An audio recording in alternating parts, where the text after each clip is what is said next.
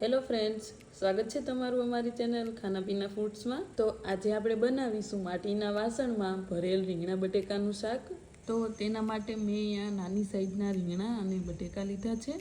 હવે આપણે રીંગણના ડીટીયા હટાવી લેશું અને ઉપરનો ભાગ કટ કરી લેશું। એવી જ રીતે બધા રીંગણને કટ કરી લેશું અને પછી આપણે બટેકાની છાલ ઉતારી લઈએ। પછી આપણે રીંગણમાં ચોરસ કટ લગાવીશું અને આ રીતે અંદરથી ચેક કરી લેશું।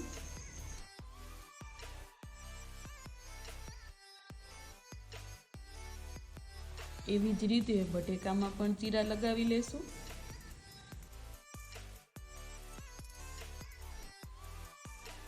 હવે આપણે મસાલો તૈયાર કરી લેશું। તો તેના માટે એક વાટકામાં આપણે 2 ચમચી જેટલો ચણાનો લોટ એડ કરશું। પછી તેમાં લસણવાળું મરચું, હળદર, ગરમ મસાલો, સ્વાદ પ્રમાણે મીઠું, 2 ચમચી જેટલું તેલ, જીરું અને કોથમીર નાખશું। અને ત્યાર પછી આપણે બધી વસ્તુને એકદમ સરખી રીતે મિક્સ કરી લેશું। આ રીતે મસાલો બનાવી લેશું। પછી જે મસાલો બનાવેલો એ આપણે રીંગણમાં ભરી દેશું। આ રીતે ચારે બાજુથી એકદમ સરખી રીતે ભરી લેવાનું છે।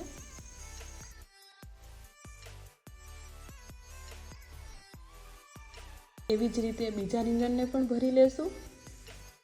ખાલી રીંગણમાં જ મસાલો ભરવાનો છે, બટેકામાં નહીં। બટેકાને ખાલી કટ જ લગાવવાના છે।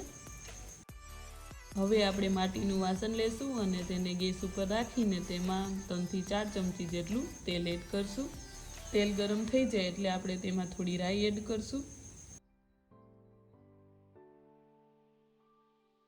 રાઈ ફૂટી જાય એટલે આપણે તેમાં એક ડુંગળી નાખી દેશું। ડુંગળીને આપણે 1 મિનિટ સુધી તેલમાં સાતળી લઈએ। પછી આપણે તેમાં પહેલાં બટેકા એડ કરશું, કેમ કે બટેકાને ચડતા થોડી વાર લાગે છે, એટલે આપણે પહેલાં બટેકાને થોડા ચેડવી લેશું। ત્યાર પછી જ રીંગણાને એડ કરશું। બટેકા થોડા સોફ્ટ થઈ જાય એટલે આપણે તેમાં રીંગણ એડ કરી દઈશું અને તેને મિક્સ કરી લઈએ।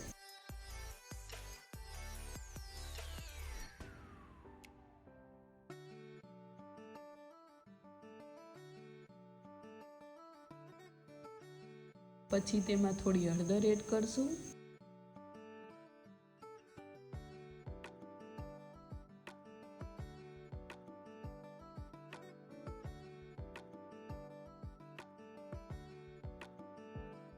હવે આપણે તેમાં ટમેટા નાખીને તેને 2 થી 3 મિનિટ સુધી ઢાંકીને ચડવા દેશું। ત્યાં સુધીમાં જે આપણે મસાલો વધેલો એનું એક બેટર બનાવી લેશું।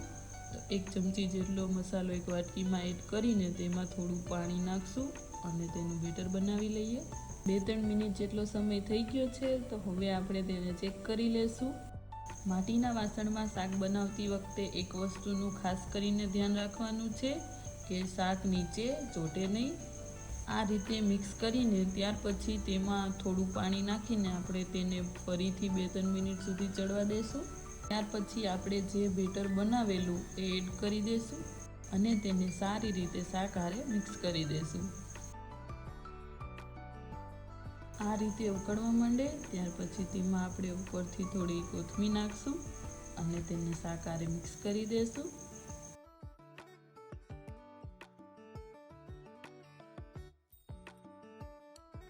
પછી આપણે તેને નીચે ઉતારી લેશું